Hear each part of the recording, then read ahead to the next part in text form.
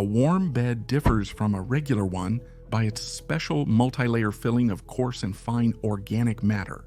Warm beds, in turn, can be divided into simply warm beds, bordered warm beds, and high warm beds. We laid the first warm beds, bordered with boards, more than 15 years ago. Ordinary boards are not a very durable material. As the board borders became unusable, we replaced the old ones with new ones, but this time we made high warm beds.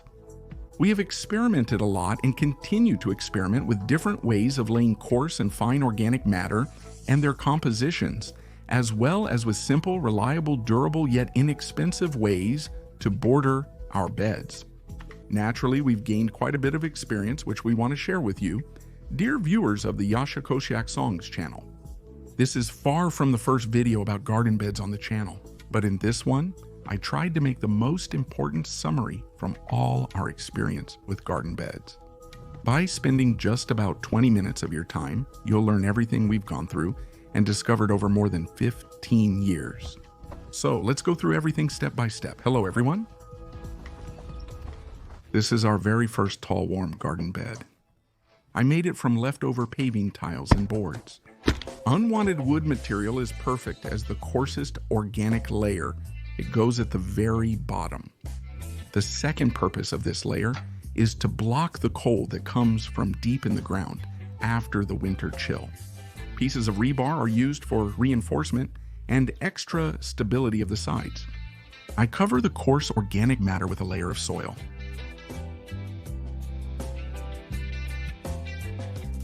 For composting plant waste, we use wooden boxes. We fill them with shredded branches, weeds, mowed grass, and leaves. On top of the composter, there is a medium organic matter that has just started to decompose. In the middle, there is fine organic matter, and at the bottom, there is pure humus. Composting in such boxes doesn't happen very quickly, but they are excellent reservoirs for accumulating organic matter for the garden beds. As soon as the compost box starts to overflow, it means it's time to lay or recharge the next warm garden bed. Organic matter in warm garden beds works for about 6 years on average. In this footage, I'm recharging the garden bed with new organic matter. I did this 2 years ago. Everything is the same as when laying a new warm garden bed.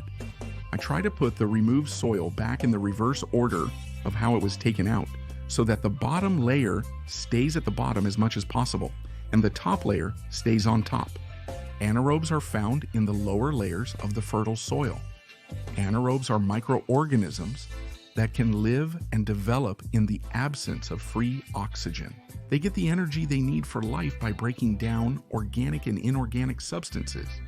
A lot of heat is released in the process.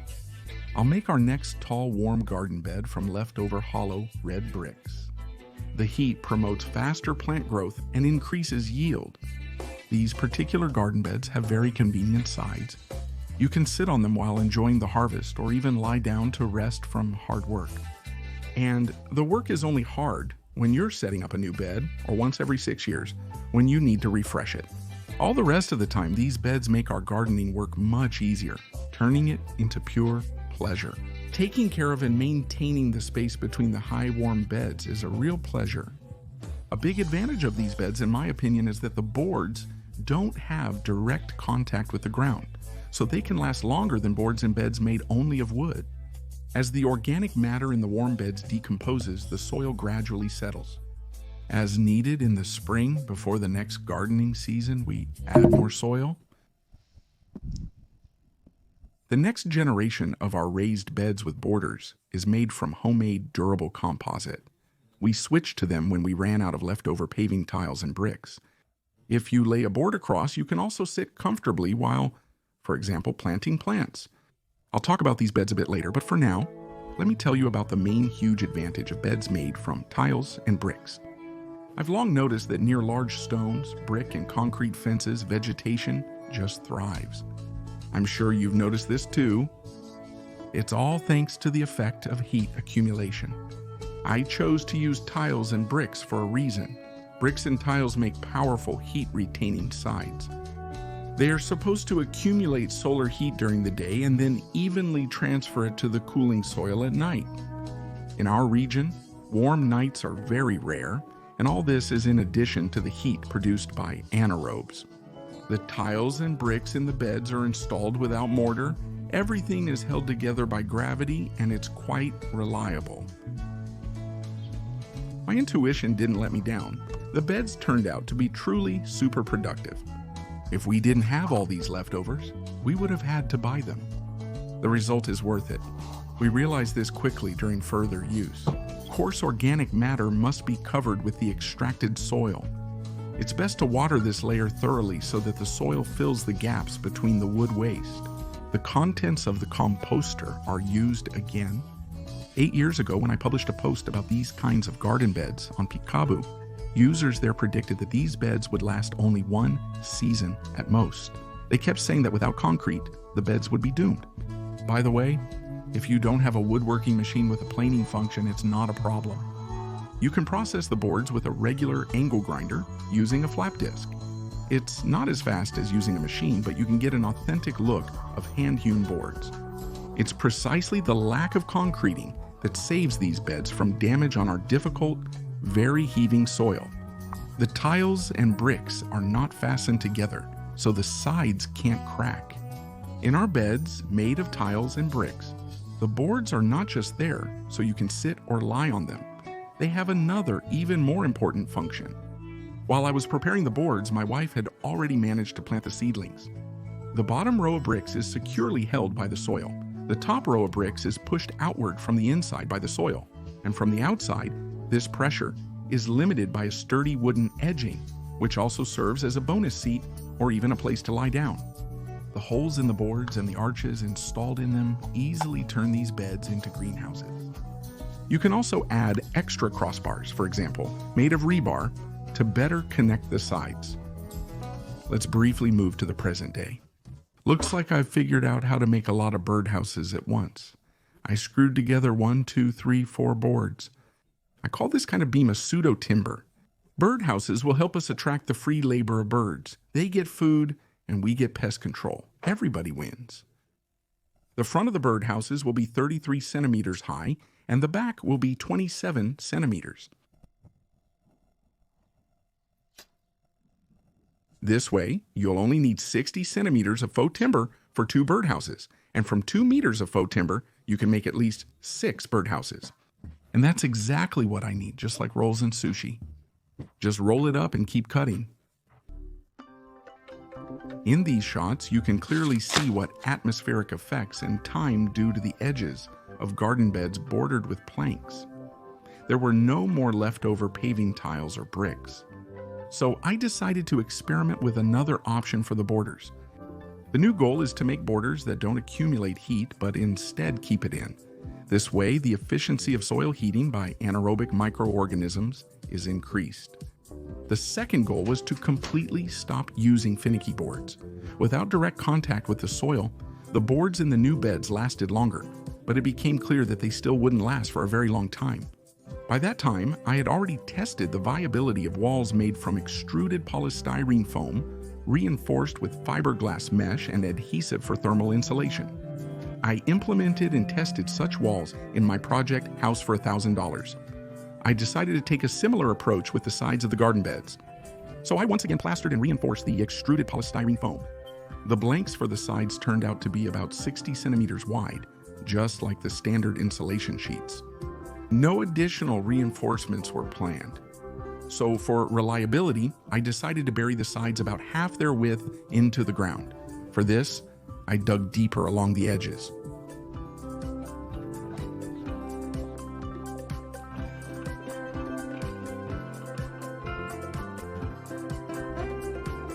The presence of the edge from the old bordered bed also made marking easier. After that, as they say, it's just a matter of technique. It's even easier than working with tiles or bricks. The last reminder of the old bed has been dismantled. A new era was beginning.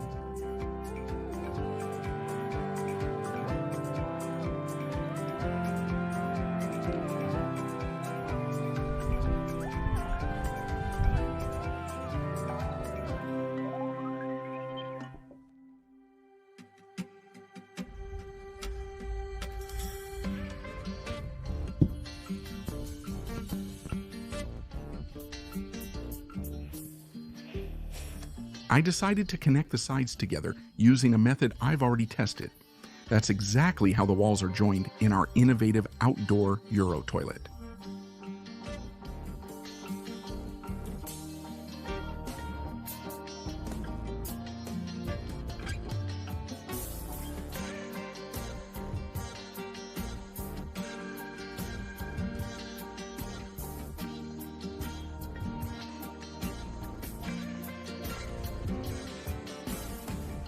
From experience, I'll note that the more mess there is in the yard, the more coarse organic material you can collect and organize. The best option is to combine creating a new warm garden bed with tidying up the yard. Everything that you used to have to throw away or burn can now be buried usefully. Goodbye, old dilapidated outhouse. Now we have a new modern one made 90% from extruded polystyrene foam. Wood shavings for experiments with cheap wood chip concrete have been stored behind the shed for a long time. Now it can safely be sacrificed for rough organic matter, since a much more effective material has been found than the morally and technologically outdated wood chip concrete. Near our new outdoor toilet, probably the most useful rough organic matter was waiting for its time. In the fall, we pruned the garden and the branches with leaves were shredded with a garden shredder. The biomass lay there for half a year, and thanks to the huge number of earthworms that settled in it, it now seemed almost alive. But why almost? It really is alive.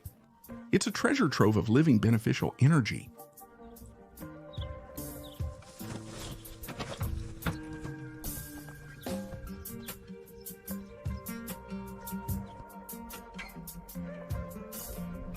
Keep the organic matter from the composter separate and the finished humus separate. When creating a new warm bed, it's helpful to add a bit of humus along with soil when layering. This way, I save money on store-bought additives. Humus contains anaerobes and they will quickly spread in the fresh organic matter. The top layer of the removed soil becomes the top layer of the next garden bed.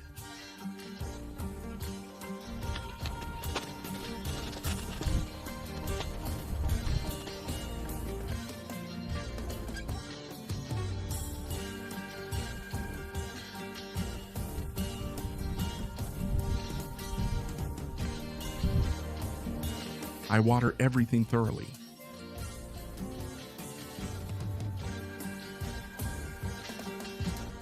Once again, I managed to let my wife plant the seedlings at the last moment. If I had delayed another day or two, I would have been the main reason the seedlings became overgrown. If in the first year of use the new tall warm garden bed didn't meet your high expectations by 200%, don't worry. They reach their full energy potential in the second or third year. Microorganisms need time to settle in and get used to their new environment. It's just like it is for us people. A year has passed, everything is solid and reliable. It's clear that the experiment was a success and now the garden bed can be slightly improved. For this, I used leftover tile adhesive at the same time I reinforced the edges.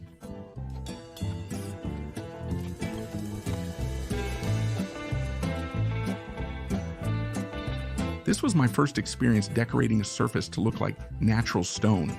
Don't judge too harshly, I'll start getting better at it from here.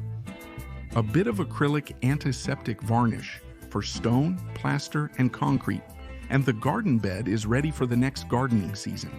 Now it also looks great.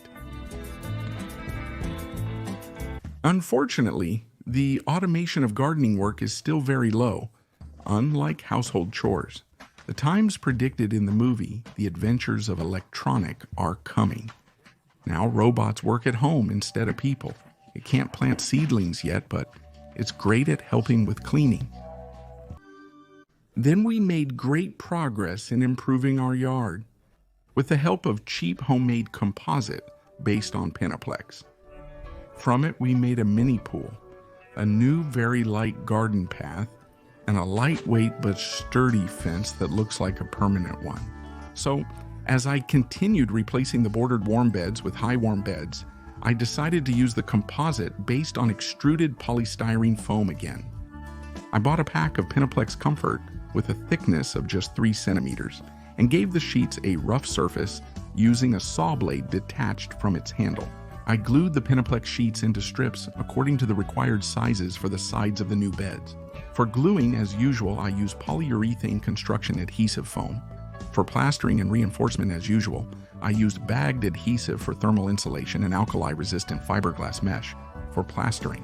This work is very simple and doesn't require any construction experience, since the entire process of making blanks from this homemade composite is done in a horizontal position. There is already rough Penoplex wall available for sale, but its thickness is 5 centimeters, and 3 is enough for me.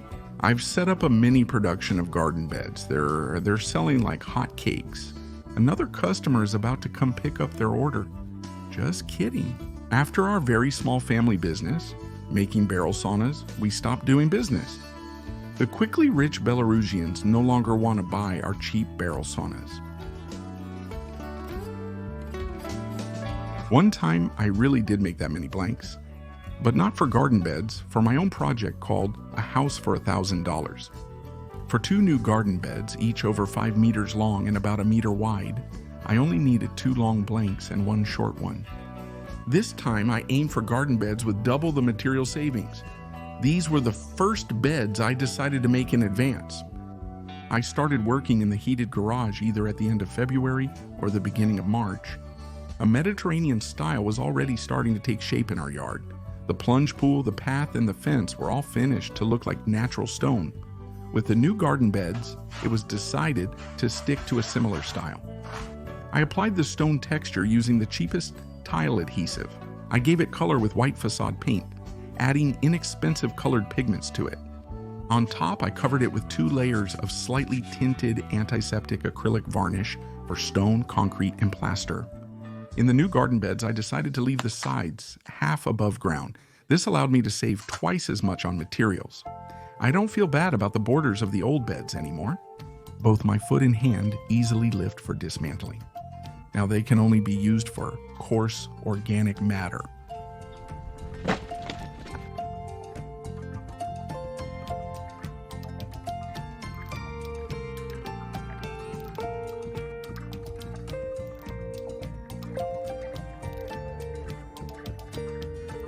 It went no deeper than the length of a shovel blade and only about 3 centimeters at the edges.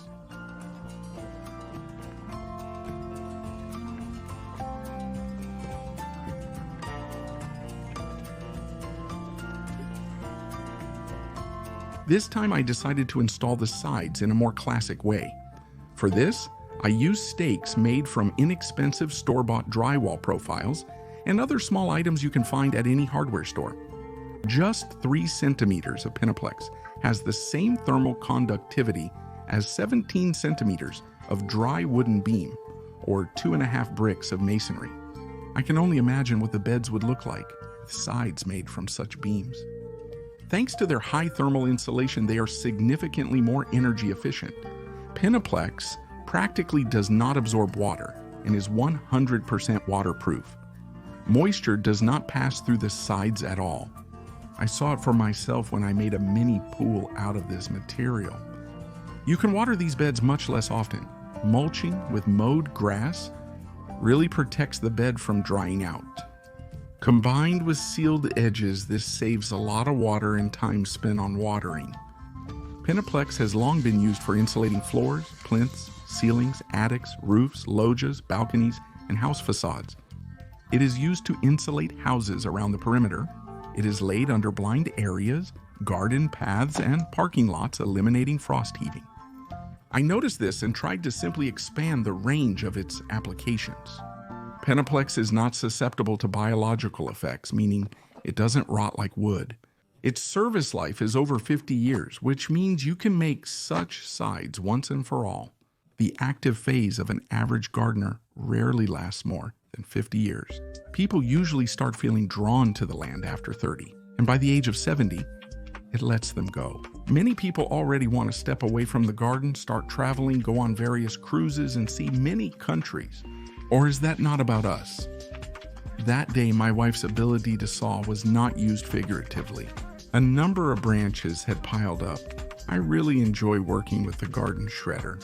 The process calms my nerves and quickly puts me in a pleasant state. My wife not only sawed, but also actively raked. All I had to do was load up what she had gathered. For the winter, the garden beds are covered with mowed grass and fallen leaves. In the spring, the beds are reopened. Organic matter from reopening is excellent medium-quality organic material for new warm beds. These are the first warm beds for which it was possible to collect organic matter without resorting to storing it in compost bins. I told you, the more mess you have in your yard, the easier it is to find organic matter for your beds. It even seemed to me that these beds reached their maximum right in the first season. If this isn't the maximum, then what will happen next? I can only imagine.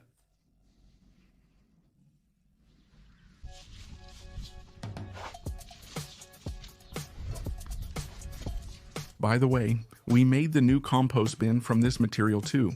I might add a door or a hatch at the bottom, but for now, everything just falls into the composter like into an abyss, and it never seems to fill up. It's already the second year. The edges handle the normal trimmer speeds without any problems. Experiments with the new composite based on Penoplex are ongoing. I even made rings for the septic tank out of it. They don't require delivery costs since they're made on site, and you don't need any special equipment for installation. You only need 1 or 2 pairs of hands, and heavy wheels won't destroy our landscaping efforts. With them, you can even build a septic tank in places where a crane or manipulator can't reach at all. Only after quite some time did we realize that these rings could make perfect borders for tall, warm, and this time round garden beds. As soon as we came up with this idea, we immediately started decorating the ring in a Mediterranean style. Our Belarus doesn't have access to any seas. Maybe that's why we want a bit of the Mediterranean, at least in our own yard. We're not the only ones like this in Europe. Austrians and Swiss people also feel sad without seas.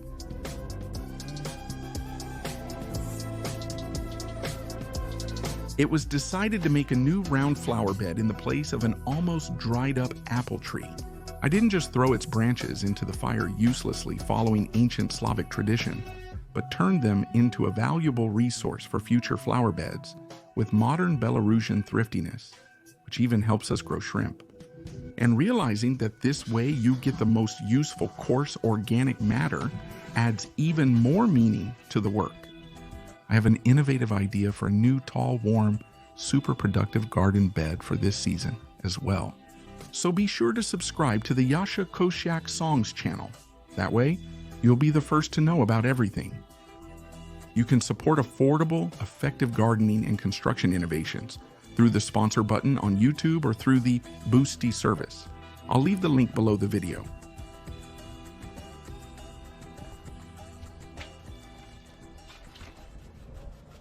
My wife was making good progress in giving the stones a more natural look, complementing my creativity in the style of a Soviet kindergarten.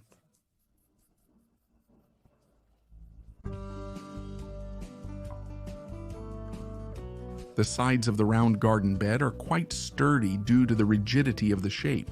You don't even need to dig it into the ground, and you don't need any stakes either. But we decided to dig it in about 10 centimeters since we thought the height of 60 centimeters was a bit too much. Otherwise, you'd never have enough organic matter. But at least we didn't even have to remove the sod. Maybe someone will say, there's no point in growing your own food and it's easier to just buy everything. If you read the word garden backwards in Russian, it becomes expensive. Maybe that's not just a coincidence. As a rule, store-bought vegetables and fruits don't even come close in quality to those you grow yourself. This time, it was decided to use pine firewood as coarse organic matter. Take a look at a special market where real organic vegetables and fruits are sold, and you'll fully understand what expensive really means. There were still wood shavings left behind the shed. I couldn't completely give up on my plans for wood chip concrete right away, but with each new garden bed made from composite based on Penoplex, I thought about wood chip concrete less and less.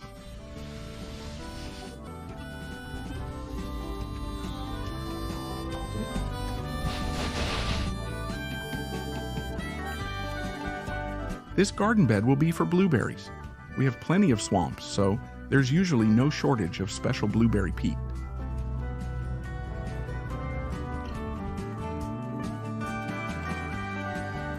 A little bit of mineral fertilizer for blueberries, and the bed is ready for planting. I think we're on the right track.